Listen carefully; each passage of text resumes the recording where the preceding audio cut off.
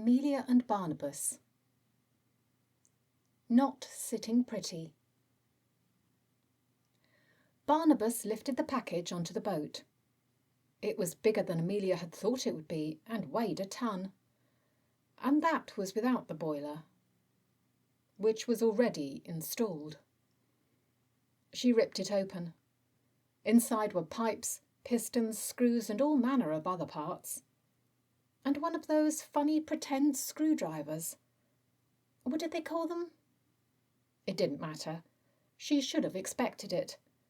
It was a flat pack after all.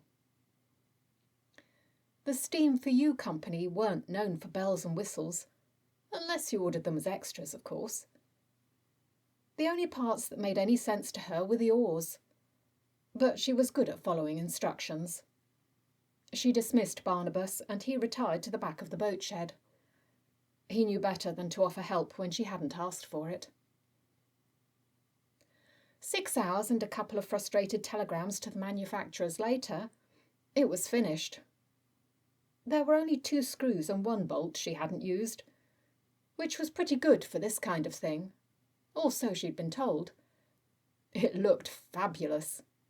She was going to be the envy of all her friends.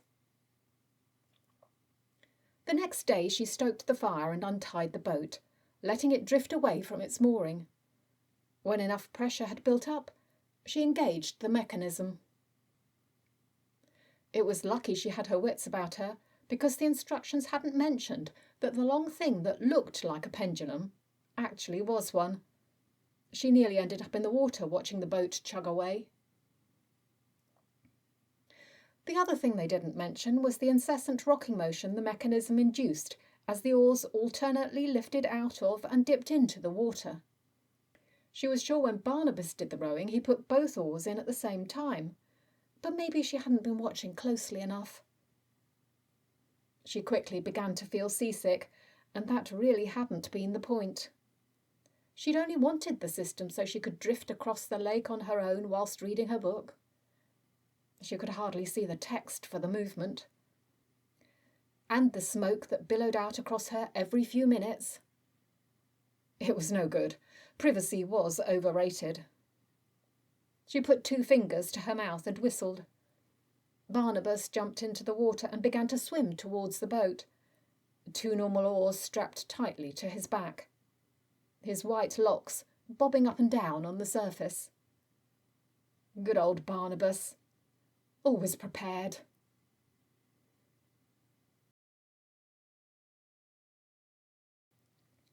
Mistyped. Emilia looked up at the impressive facade of the library. She loved the Gothic look of the building and the way it felt like she was walking into a fantasy land every time she entered. She equally admired the interior, which was much more utilitarian, but efficient. Just as she'd been that day. They were in a hurry, so she'd already typed out a tape for the book she wished to borrow. She sat down in one of the booths and Barnabas handed her the small strip of paper, which she immediately fed into the machine. She heard the rush of steam venting through the pipes as the mechanism started up, and she smiled. She loved modern technology so much. She leant back in her chair to wait. She smiled at the woman in the next booth and immediately wondered what book she'd asked for. Emilia had requested the Guide to All Spices. She was determined to confound her mother by continuing with her cookery instruction, even though there was no actual need for her to do so. She enjoyed stretching her mind and her abilities, and if she ended up with something good to eat at the end of it, all the better. Her current focus was on injecting a little more flavour into the offerings Mrs. Riley provided. Something exotic would do her just fine. Miss?" She turned around. "Yes, Barnabas." He was pointing to the delivery tube, his face a sheet of white and his mouth gaping in a particularly non-decorous manner. He dashed forward and held out his arms before she'd even had time to look. A book landed with a thud, jolting his body, followed by another. She leant over to look. a little confused. "Oh, Lordy, Barnabas!" Volume 2 of 16. The Guide to All Species. She'd never been that good at typing.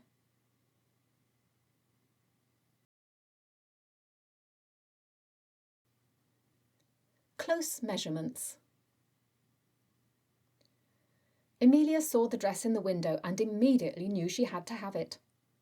It wasn't her usual style, admittedly, but the gorgeous red silk was beyond divine.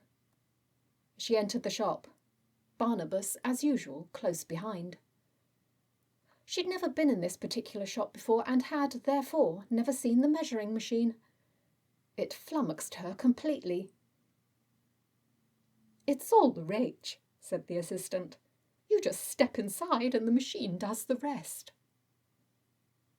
"But it looks like one of those suits of armour they have in the museum." "Ah, yes.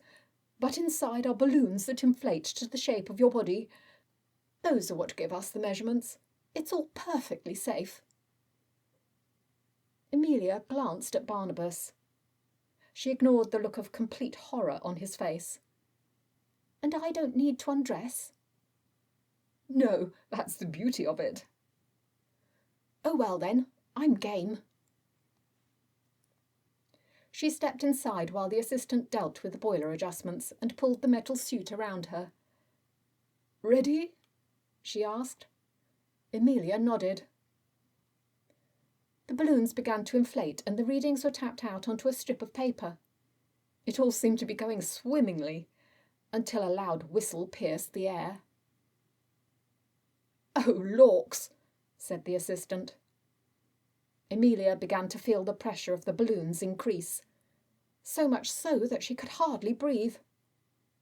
The assistant ran over and tried to open the mechanism, but it wouldn't budge. That was the moment that Barnabas took a pair of pliers from his pocket.